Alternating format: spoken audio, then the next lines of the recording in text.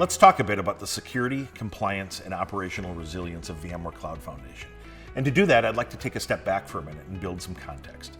Security is an inherent property of Cloud Foundation, and by that I mean that security isn't something extra that you add to it, though there are things like VMware Live Recovery and VMware vDefend that fit that description and bring rich features like disaster recovery, workload firewalling, threat detection, lots of good stuff.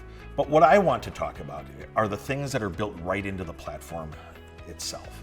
Features that enable organizations to be resilient, which is an interesting term. And I like that term. I use that term when I think about how information security has three core tenets, often called the CIA triad. C is confidentiality, keeping data out of the hands of people who are not authorized to access it. This is usually what people think of as security, but it's really only 1/3 of the picture. The I is integrity. When I store data on systems, the data needs to remain intact. I don't want ransomware groups to delete it. I don't want them to encrypt it. I also don't want technical issues like disk errors, failing drives, etc. to corrupt it. The A is availability. What's the point of building these systems if they're not available when we want to use them? Well, we've kind of stopped talking about it in this way. Availability has really been the core feature of the VMware hypervisor and the whole VMware infrastructure stack since vMotion debuted in 2005. On top of vMotion, we've got scores of other features to help make sure that workloads stay available to their users, which is really the point.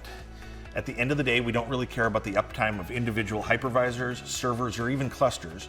We care that the workloads stay running and stay safe.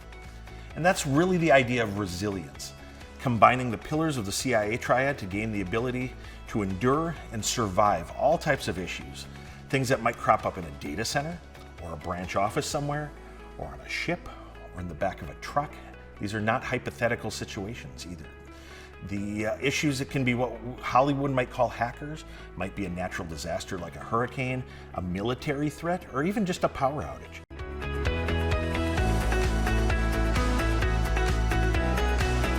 When IT teams are securing virtual environments, there's often a tendency to focus pretty much exclusively on the types of technical controls that you'll find in hardening guides, not unlike the ones Broadcom publishes for Cloud Foundation. That guidance is just part of the story, though. The core tenets of information security are the CIA triad: confidentiality, integrity, and availability.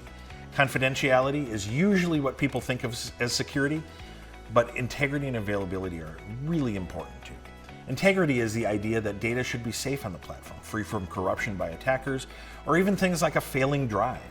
Availability, what's the point of a system if it's not available when we need it? Cloud Foundation has features at every level of the stack that address one or more of the pillars of the CIA triad. In fact, if you look at it that way, every feature in VCF is a security feature.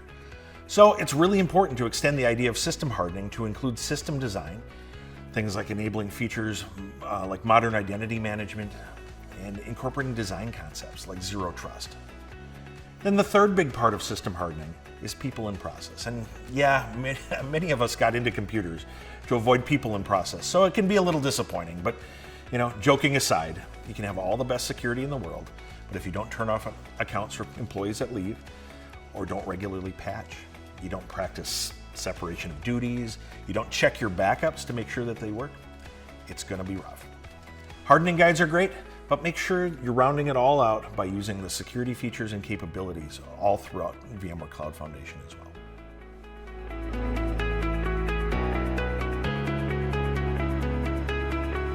Organizations tend towards one-size-fits-all approaches for their information security policies. That isn't a bad thing in and of itself because it's really an organizational way to optimize staff time. The problem, though, is that systems aren't all of the same importance. And even more problematic, attackers know it. Ransomware gangs go straight for the systems, usually IT infrastructure.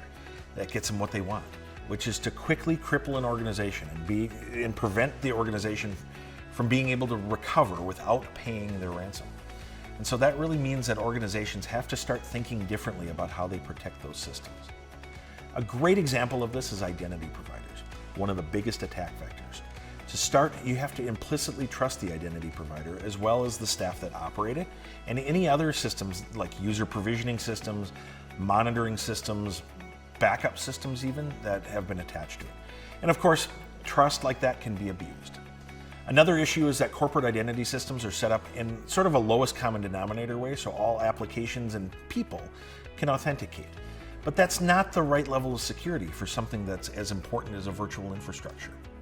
Last, there may even be dependency loops if your corporate authentication system runs inside the systems that use it. Unfortunately, you usually only find out about that sort of thing during other issues like a power outage. So what do? Well, you start by examining trust in your environment, and then you reduce it.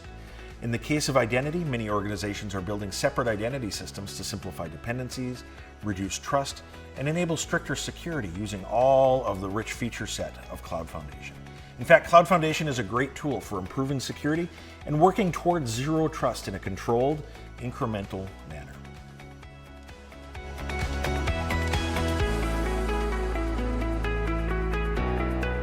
Nobody likes patching. It's sometimes a surprise, like with a vulnerability, and it carries with it the idea that it's change, and change is risky. Some organizations are even so risk averse that they don't patch at all, and of course that's got some serious downsides to it. Vulnerabilities are a major attack vector, and patches aren't just for security. They also carry bug fixes and other improvements that are probably things that you want. On top of all of this, some organizations make their admins patch during off hours. Admins don't want that either. They've got other things to do when they're not at work. And is it a good idea or a bad idea to be doing work when you're tired and want to be asleep? Does that lend itself to quality? Cloud Foundation really helps folks get past a lot of these challenges though. vMotion and DRS make moving workloads between ESX hosts seamless, and it's worth noting that vMotion has had large improvements made in the last few major versions of vSphere to reduce the effect of the migration on the workloads. Heck, we can even migrate workloads that use GPUs, so your new AI projects don't present any operational problems for patching when you're on Cloud Foundation. Lifecycle Manager automates and orchestrates all of this patching, so you can define what a host looks like inside of Lifecycle Manager, and then it'll make all your hosts match that definition. It works in conjunction with vMotion and in conjunction with DRS to minimize the number of migrations that it needs to do. To start the process, go do other things. Lifecycle Manager can also integrate with hardware management tools, so if you want to manage and update your server firmware, which is important, hardware configurations, turn on Secure Boot, things like that, you can do that at the same time as your ESX updates. And if you want to patch during the day, there's a really good chance that nobody will even notice. But you might need to convince your organization that that's true and to let you do that. That's sometimes the hardest part, people and process. But it's a matter of building trust, and you can build trust. Cloud Foundation is great, a very trustable thing in this regard. So demonstrate it, start small, and make sure that you highlight that all of this is to improve security, because who can argue with that?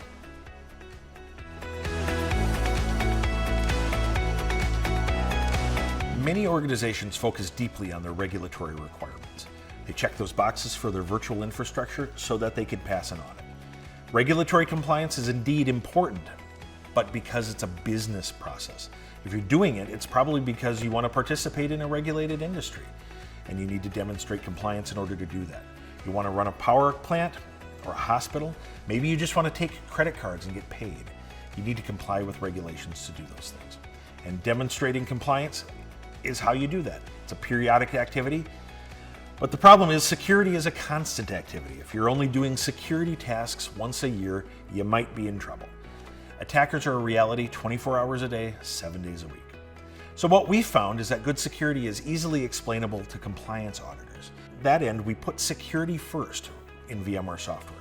Our goal is to enable good security in your environment, make it easy to turn on security features if they're not on already, and make it easy to continuously monitor that security for changes through VCF operations tools.